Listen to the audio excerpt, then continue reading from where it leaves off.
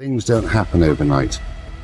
You have to make the emotional and the personal investment to make your dreams come true. What would amazing look like for you?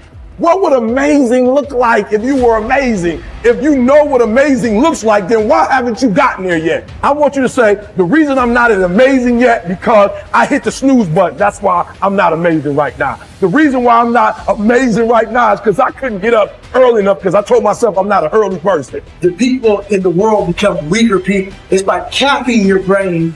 It's by putting this kind of garbage in it about not attacking what you're not good at. There is no shortcut. There is no hack. There's no sweatless solution.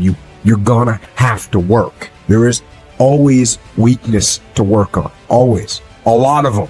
Why would we allow ourselves to make easy excuses? Why would you allow that? It's not what happens that determines the major part of your piece. Not what happens. What happens to us all. But the key is what you do about it. It's not what happens, what you do about it.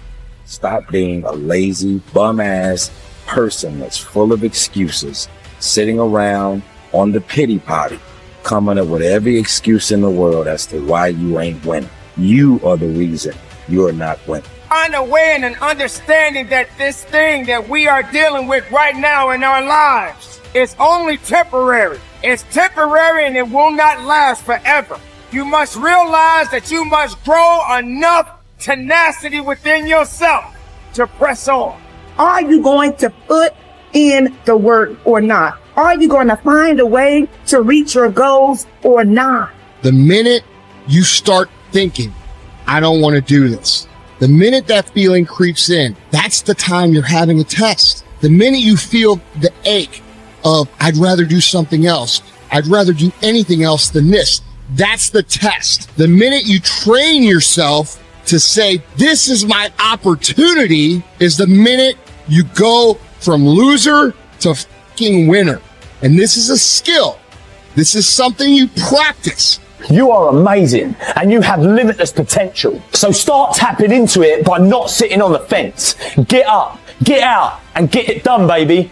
Let your work get your opportunity. Let your work get your praise. Let your work open up doors. Let your work get people paying attention. Let your work get the whole world to notice. Stop thinking. Stop procrastinating. And you got to work. So you got to make sure that you constantly are rewriting your book. You have to constantly rewrite your book every day of your life. You know, and these aren't just words I say. This is how I have to live. Like, these are conversations I have with myself. And I say it everywhere I go. The most important conversation when you have with yourself. Yes. You live with it every single day. But most of our conversations are not the right ones. They're not the ones that are going to push us to the place we need to go.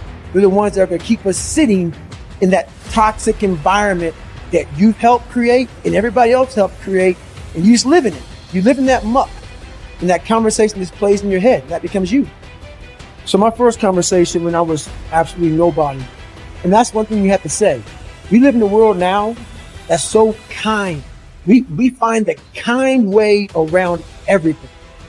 Like, if you don't look good, I have to find a kind way of saying, I don't like your shirt. Right. That's not the approach. The approach you have to take, at least I took. You take whatever approach you want. The conversation had to be a real, honest conversation. In the accountability mirror, guess what? I was fat. Don't find a kind word to say that, you know what, I've gained some weight. No, you're fat. When I couldn't read, not like, hey, you know, you've been learning this again. No, I cannot read. For fourth grade reading level, I'm struggling. And sometimes I call myself stupid. Not in a way to put myself down. So don't take it like, my God, those are so hurtful. Yeah, they're hurtful. It's honest. The conversation has to become an honest conversation of where you're at mentally. Where am I at mentally? I look like I feel like I'm not this. I am falling behind in school. I'm lazy. My house is a mess. You have to look at what it is and call it what it is. Don't find words to make yourself feel better, because that's what. So we hang around people that make us feel better, that tell us what we want to hear, not what we need to hear. And so we stay away from those people. And we stay away from those people, like our internal dialogue becomes that kind, it's okay. It's not okay.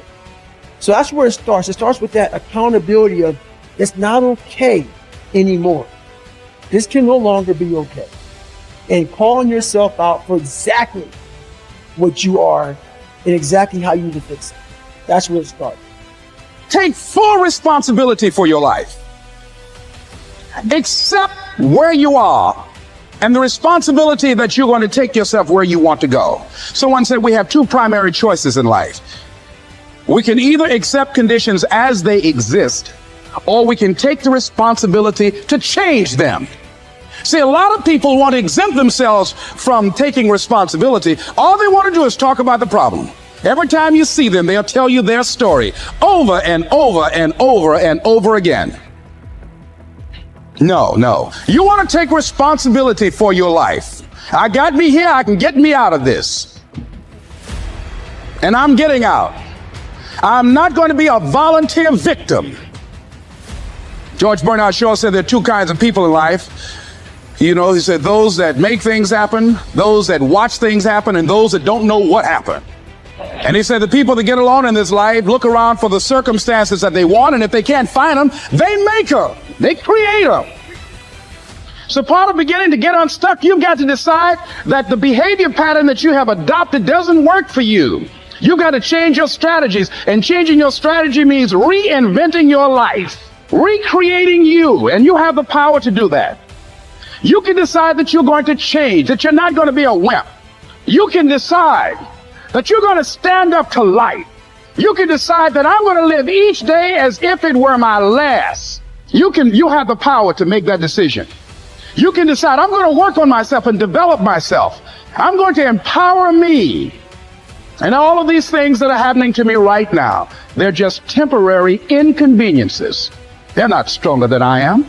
I'm in charge here. Your self-confidence is closely connected to your self-esteem and to how much you like yourself. Dr. Nathaniel Branden calls self-esteem your reputation with yourself. It is how you feel about yourself and your abilities in relation to any situation that determines how much you like yourself and consider yourself to be a valuable and worthwhile person. The more you like yourself, the better you do. The flip side of self-esteem is what psychologists call self-efficacy. Self-efficacy is a measure of how effective and competent you feel you are to perform a particular task or to achieve your goals. This is called performance-based self-esteem. What this means is that if your self-confidence and your belief in yourself are determined by your self-esteem, or how much you like yourself is determined by how capable you feel you are in any given set of circumstances. For example, if a problem comes up at work or home, and you are so familiar with it that you can solve it quickly and correctly, your self-efficacy and your self-esteem goes up. You feel more capable and confident and more willing to take on other challenges and difficulties. You feel more positive and optimistic. You feel like an excellent person. If, on the other hand, a problem or difficulty came up and you were unable to do anything to solve it, and you felt frustrated or ineffective, your self-esteem would suffer and your self-confidence would go down. You would feel negative about yourself and your abilities. You might even become angry or depressed. You would feel powerless rather than powerful. That's why they say in playing poker, the winners laugh and tell jokes while the losers say, shut up and deal. The law of cause and effect applies to everything you are today and to everything that you become. If the effect that you desire is high and unshakable, levels of self-confidence, then it is necessary that you engage in the same behaviors practiced by others who enjoy high and unshakable levels of self-confidence. And you will soon experience high levels of self-confidence yourself. Studies conducted on thousands of men and women who have moved from ordinary to extraordinary performance and who have moved from feelings of inadequacy to feeling great about themselves show that there is a direct cause-effect relationship between competence and mastery on the one hand and self-confidence on the other.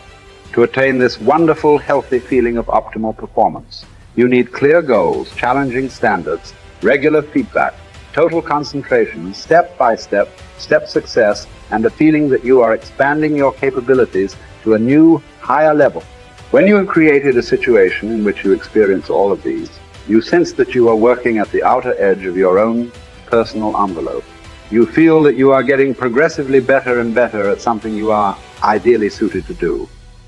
and that while you are still working within the range of your capabilities, you are stretching yourself at every moment. When you are caught up in this kind of experience, you often lose track of time. You become unaware of hunger, thirst, or fatigue. You feel calm and clear-headed and euphoric.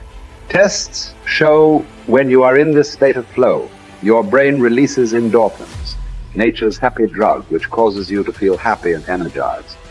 Often, while you are in this state, the rest of the world seems to slow down.